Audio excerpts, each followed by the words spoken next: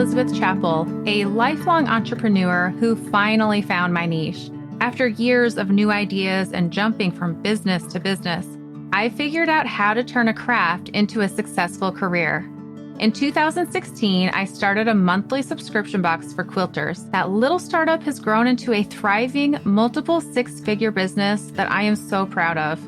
As a published author, designer of fabrics and patterns being sold throughout the world, my favorite thing to do is to teach others how to grow a career of their dreams.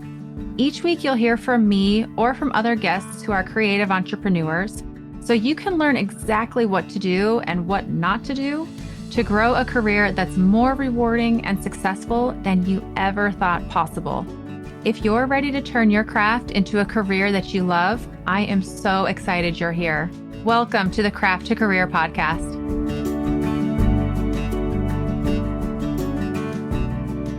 What do we do when people are hating on us and on our business? This is one of the not so fun parts of business. However, it is absolutely a part of business. And I don't shy away from the hard things. We're going to dive in. We're going to talk about this. And this is on my radar. I want to talk about this for a couple of reasons. One, this recently happened to me. And for two, I heard Alex Hermosi speaking about this on his podcast. And his take, he adds a few little things, a little bit different take. But I really loved what he said. And so I wanted to share a bit of that and then also a bit of my own experience.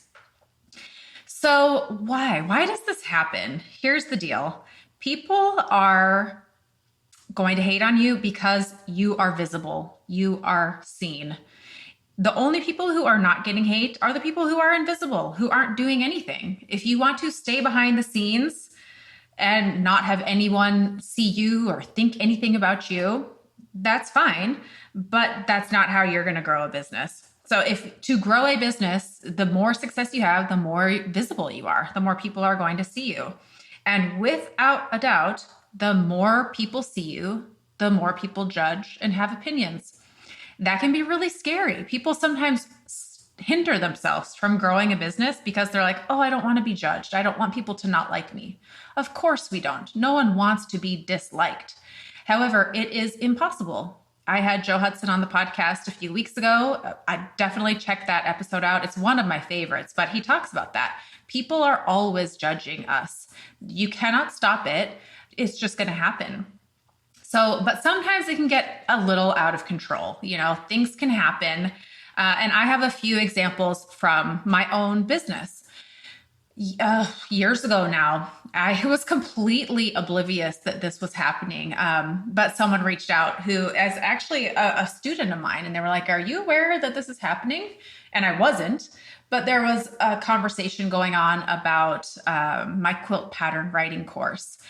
And I don't even remember what all was being said, but I remember just being like, what? Who are these people and why are they saying this about my course? I mean, one of the things I can remember is I have affiliates and have a multi-level marketing business. I had to go Google, why do people feel like affiliates is a multi-level marketing business? Because I just wasn't understanding it. So that was one of the things. I've had other people say, you need to use your platform for fill in the blank, telling me basically you have this audience and you need to use it this way. And then recently, just the other day, I only got notified because they took one of my posts and shared it in their stories. And so it notifies me someone shared your story. And it says, this is effing gross, but said the full thing. This is effing gross. All of you supporting her and her marketing beep are morally effing bankrupt. So the story that they shared is of me sewing, and it says, I don't need therapy. I just need 3 hours a day alone with my sewing machine. And then all of my posts recently share a freebie, so you get something for free. So I will admit, when I saw that, there was a major adrenaline rush. I'm like, whoa, what? I'm being attacked by a bear, like that instinct to run and hide. I'm like, what's going on? And looking around, what are they talking about? And the extra funny thing about this, right before this happened, I had set up an automation. So anyone who shares or mentions me in a story, they get a DM from me that says, "Thank you so much for sharing about Quilters Candy," with a little heart or a kissy face. So she got that automatic DM, which probably looked like me being smart about it, but it's just an automatic reply that I had set up. I'm like, oh, yep, she definitely got that. But anyhow, these are things that happen that people say, and one of the other funny things that I just find to be funny is she charges $1,000 for this quilt pattern writing course. She's gatekeeping, and it's just funny. I'm like, oh, you mean that free course that I offer as well? There's a free one that I have. So it's funny to see the things that people come and attack with, and it just is. The more success you have, the more eyes are on you. And the more eyes you have, the more judgment you're going to get. And there is a quote, we think it's from Victor Hugo. And by we, I mean Google, where he says, "You have enemies? Good. It means that you have stood for something at some time in your life." So the more that you stand for something, create something, you're just going to have enemies. It means that you're putting yourself out there. And we don't want to shy away from what we want to create and give to the world, because people are going to judge us and hate us, because they will. They will. And that doesn't mean that we just throw in the towel and don't do anything. So what can we do? We can have friends, you can be positive, you can have a therapist, but I want to talk about how do you respond to this? How do you handle this? Because you're going to have, there's social media, and those are things that I just talked about. You may have employees that are really upset. You may have customers that are really upset. So right now, I want to talk about the posts on social media. And I do feel like social media has opened up this weird culture where I don't think people would talk like that if they were face to face with me. And the comments that people leave on social media, it's become desensitized and personalized. Like, we are real people that, we're talking about, but it's like one step removed. So let's just talk about social media, how to handle that. So first things first, let's just talk about the natural reaction. It is okay to feel terrified, to have your adrenaline pumping, to feel defensive, to get angry. Your natural reaction is just that. It is a natural human reaction. I like to say, give yourself 24 hours. This was something that I learned with basketball. My son's coach last year, a couple years ago, said, we sometimes won't play a child in a game, or, you may not love how we are coaching. We ask that you give us 24 hours before you come and talk to us about that. And I feel like that's a really good thing in life in general. Give things 24 hours, because it is shocking how much that time can give you to just gather yourself, put your logical brain on instead of just that impulsive emotional brain. And sometimes in that first little knee-jerk reaction, we can say or do things that we don't really want to do or say. So give yourself 24 hours. And then this is what Alex Hormozi says, and I love it. He says his all-time heavyweight champion of the world response is to ignore. And I couldn't agree more. It is so tempting for us to defend ourselves, to say like, no, that's not right. You're wrong. I'm not an MLM. I'm not blah, blah, whatever, to defend yourself. But why is ignoring such a good option? Why is it the heavyweight champion, ultimate championship of the world? First of all, it takes the least amount of time and effort. We only have so much time and energy. And if you are putting your time and energy into thinking about this, responding to it, first of all, it takes up a lot of time and energy. This is a big energy suck. So don't waste your time and energy on that. Like, that's not going to grow your business at all. That can really only negatively hurt your business as you engage with that kind of stuff. So why don't you save your time and energy elsewhere? Put it elsewhere. Number two, let's think about this logically. This is free advertising for you. These people who they are taking their audience that they have spent their time and energy to build, and they are sending them your way. My gosh, thank you. Thank you for sending people over to my business. They're going to take a look around and you will get some followers and sales, believe it or not. And you're not even having to pay an affiliate commission. They're just doing this thinking it's going to be malicious and tear you down, but really they're sending people to go look at your account and your business. And we'll talk about this more, but it's never negatively hurt me. It's overall always been a net positive when things like this have happened. So you're either going to be, maybe lose a few people who followed them and you. Most likely they're going to point people there who didn't know about you. And so either they're not going to follow you, which they weren't there in the first place, or there'll be a few people who are like, actually, I'm kind of interested, and they'll follow you or buy from you. It's really a net positive. And then number three, why do this? People love drama. They're going to go and they're going to watch the comments. They're going to engage with your things. It's going to up your engagement. And then they're going to make a decision about you. Meanwhile, you've done nothing. You have not put in any time, energy, or effort, and all of this is going on in the background. So this is just free marketing for you. And if you're not engaging, you're not going to look bad.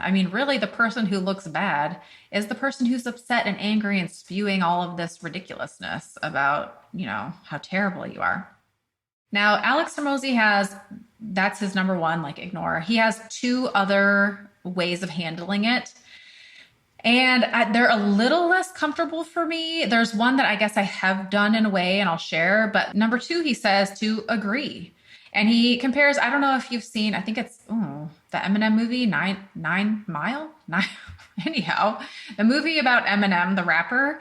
And when he became a rapper, and they still do this today. Like right now, Drake and Kendrick Lamar are having these my kids would be so disappointed in my terminology. They diss each other. They're really attacking each other in these songs. So Eminem would do these rap battles and they would go and have a rap off. I don't know what you call it. And they would just really insult the other person back and forth, back and forth. Well, Eminem ended up winning because he took all the ammunition that people could throw at him and he owned it. He was like, yeah, I'm white. I'm little. My mom is an alcoholic, and just owned it. And so when people went to go retaliate, there was nothing. Everything they were going to say about him, he had already said. And so that's one thing Alex Hormozi says, is that you can just say, if someone's like, they're the worst, you can just say, yeah, I'm the worst. And then they're like, oh, wait, what? Yeah. The reason I don't technically like that, for one, I haven't seen how to implement it in my business. For two, I don't want to agree with the things they're saying. I don't agree with them. So I'm not going to say it. However, with that caveat, we go into number three, and I guess in a way I did. So this is called, that's it. That's all you've got. And this is where the example would be Ted Lasso. So if you've seen Ted Lasso in season 2, his protege, Nate, who he trained and elevated to become really successful from being the locker boy who cleaned up all the dirty towels. He's now a coach and coaching this premier football league. Nate has left Ted Lasso and he's talking to the news and he's like, Ted is the worst. He doesn't know what he's doing. And the newscast people go to Ted. They're like, hey, this is what Nate said about you.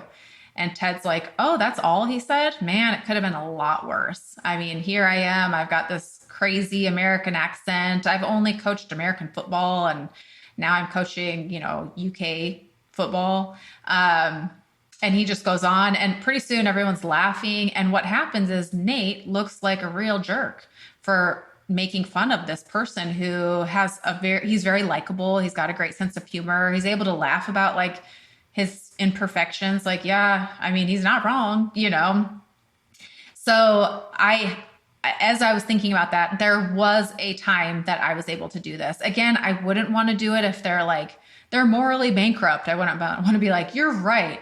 And more so, I'm even worse. I wouldn't want to do that. However, there was a time where I posted a story and I made a podcast about this, how I've grown my Instagram audience. I posted an Instagram reel where I talked about whether or not we pay our pattern testers. And people were like, oh my gosh, she only posted about this because she wants to grow her audience. And at first I was like, oh, what? How could they say that? And then I owned it. And on the podcast where I talked about it, I'm like, yeah, of course. Like, that's absolutely what I want to do. And when people are like, she's just trying to get a sale, I'm like, yeah, I have a business and a product that I love. And I am trying to get a sale because I feel really good about that product. And so that is a time where I would be like, you're not wrong. Like, I want more people in my audience so that they can benefit from this amazing product that I have. Like, I feel really good about that. So they're attacking, there's like a partial of truth to that. And they make it sound like it's the worst thing. And it's like, well, no, everyone here is trying to grow their audience. Like, every time we post a reel, unless you're trying to shoot yourself in the foot, yeah, we are trying to grow an audience. So that was the one time where I felt like, I didn't Ted Lasso it, like, and one up it. Like, I don't even know how one would do that in that case, but that is a time where I owned it and was like, yeah, you're not wrong. Like, I absolutely try to grow an audience, and I am trying to sell my product. I think it's really awesome, and I hope more people can discover it. So yeah, most often what I recommend is just ignore. 9 times out of 10, nobody cares. They're just going to follow the drama. It's like a car accident. You drive by and it's like, whoa, what happened over there? And you kind of sit back and watch. How is this going to shake out? More times than not, the person who does the attacking looks the fool. And people don't like someone who keeps punching someone who doesn't fight back. I mean, imagine some kid on the ground and someone's just punching and kicking. It's like, oh my gosh, goodness, stop, leave them alone, So you will look like a class act and they will look angry and hateful. Real quick, the only way that this podcast grows is by word of mouth. I don't run ads. So my only ask is that you pay it forward. If you can leave a review or make a post, if you could do that, it would mean the world to me. And more important, it can really help another entrepreneur. So going back to the hate really only comes from the bottom up. I have never seen a business owner who is more successful than me taking their time, energy, and sharing with their audience about me, ever. I've never, ever seen it. And I've never seen it with another business. It just doesn't happen. So when someone is attacking you, take note that they are most likely envious of your success, and they may not even be aware of it themselves. Most likely they're not. I mean, if they were self-aware enough to know, oh, I'm actually just envious, they wouldn't be attacking you and throwing stones. But it's obvious to everyone else. I mean, when people have said rude things and other people see it, they'll tell me, Elizabeth, it's so obvious that they are envious of your business. It's just as clear as the nose on your face that's where it's coming from. So they're usually envious of your following, of your financial success, of your confidence, the fact that you're just putting yourself out there and doing this thing that they are too nervous to do, or they've tried it and they haven't been able to get the traction that you're getting. So that, instead they want to attack your morality or your ethics or how you've gotten your success so that they can look or feel better. But trust me, it is obvious to others. It's really obvious. And the few people that are on the bandwagon with them are also feeling insecure and they're not the people you want in your audience. So don't worry about that. And what's ironic about all of this is not only that, but they are admitting that they follow you. They know about your business and what you offer.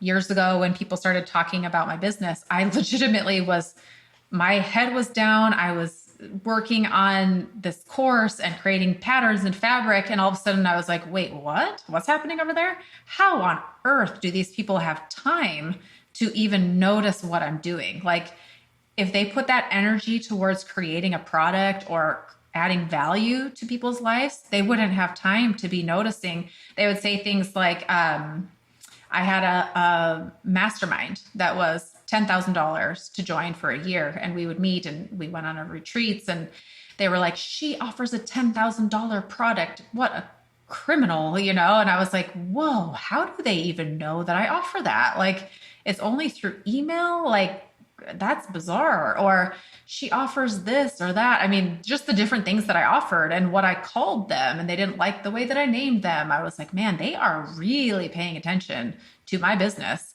So they are admitting that they follow you. And not only that, they're really paying attention to what you're doing. But again, they are just there. It's a gift. They are pointing people in your direction. They are telling people about you, and you're not even paying an affiliate commission. They're just doing it for free. And while they're saying negative things, again, people are going to go look. They're going to go take a look at what you do and what you offer. Never once have I had this negative feedback or whatever be a net positive. Now, don't be mistaken. Yes, I have lost some followers, but overall, I've had more people follow me than the people who have left me. And the people who have left me are not people that I want around. They are either insecure or, judgy about the way that I run business. And so that's clearly not who I want in my circle. And so it's a natural self-selection. People will leave. And we really should put our energy into the feedback that matters. So why would we, pay attention to people who aren't buying from us, who are just really upset about our success, when the people we want to listen to are the people who have purchased from us? And we do that in the form of asking for feedback. Ask your customers, how was this experience? Become, obsessed with studying how to add more value, how to make things better. And I will say there's a caveat with that. Even with your customers, you need to have a filter, because not all feedback is equal. Some feedback can be you're like, no, I actually intentionally didn't want to do that. And someone will say, you should really offer XYZ. And you're like, no, I really don't want to offer XYZ. And I've been intentional about that. But it is those people who have come to you and purchased from you, and they are interested in what you offer and sell. That's where you want to get your feedback from. That's where you're going to actually know how your product is impacting people, not just the perception where people are looking from the outside thinking, oh, this is what she does or how she does it. No, you want to know from the people who have actually participated and digested, if you will, and been a part of your community. And the reason I say that with a caveat, every company has a handful, the 5% people who are not happy with the product. Now, when that 0.5 becomes 50% or higher and people aren't happy with your product, that is room for you to pause and really look at what you're offering. But when the 99% are very happy with what you're doing and find value in it, you can hold your head up high and feel very good about what you're offering, just knowing that will always be people out there who are going to find your success threatening. So again, ignore them. We do not have time for that. Let's put our time and energy into the next big thing. Make improvements, build your community, add value. I mean, just last week we talked about learning from Taylor Swift. Again, whether or not you like Taylor Swift is irrelevant, but how she just has so much fun. Make your business like a game, something that is fun for you, where you are so excited and thrilled to bring this thing into the world. And then when someone throws out some negativity and some hatred, and I'm not trying to say it in a way that oh, it's nothing, because it hurts. We are human beings. We are meant to want approval and connection. So again, it's natural to be really bothered by this, but be the ultimate heavyweight champion and ignore it. Do your best to not indulge. Stop looking at it. Stop reading reviews. Even if people are like, hey, did you see what's going on? I will not go look. I'm trying to think what I asked last time someone said, did you see what's going on? I think I asked, what's the premise of it? Just so I can know, is this something new? Is this something that I'm not aware of? Is there any validity to what they're saying? Is there something that's happened in my business that I'm unaware of, that maybe I need to take a look at? The moment I realize, oh, this is the hatred that's coming from a weird place, block it out. Just be done with it. Do not engage. Do not interact. Because sometimes these negative things do bring a business down. It is when the business owner interacts and starts arguing, and it just looks really bad for the business owner. If you just leave it alone, again, you can only fight with a rock so long. Like, you're going to kick a rock and it just sits there. Sometimes people do it once and they're done. Sometimes they do it 5 times. They're like, okay, this is just a rock. It's doing nothing back. I'm going to go. Be the rock, just keep bringing value to your customers. Know that the hatred comes from below. You're not going to find someone with more success than you who's going to spend their time and energy looking beneath them and saying, "Oh, can you believe that?" No. Anyone who's building a successful business does not have time for that. And just know that what you're doing, you're bringing value to the world. It is fun. It's exciting. And, the last but not least, I mean, those are tangible. You ignore this is where it's coming from. Find feedback from the customers. But also, if you can, build a community of friends, of like-minded people. Surround yourself with people who can lift you up, who are supportive, who are not threatened by the success of others. And if you're like, man, how do I do that? I will say there are a handful of seats open at my Quilterpreneur retreat this September. There are only 50 spots total. I want it to be small and intimate. This is a group of kind, successful female entrepreneurs, and we are there to support each other. So if you're like, how do I get this audience of people? You can snag one of those last spots. There's a link in the show notes to the Quilterpreneur retreat. It's the very end of September of 2024. And when the spots are all full, they are full.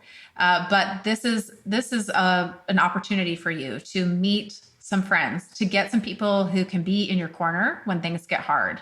And if you can't make it to that, if it's sold out, or if you're hearing this and it's already over, go and, create a community. Look for people who are creating what you're creating. Go to Facebook groups. See if you can just reach out to people who seem really nice.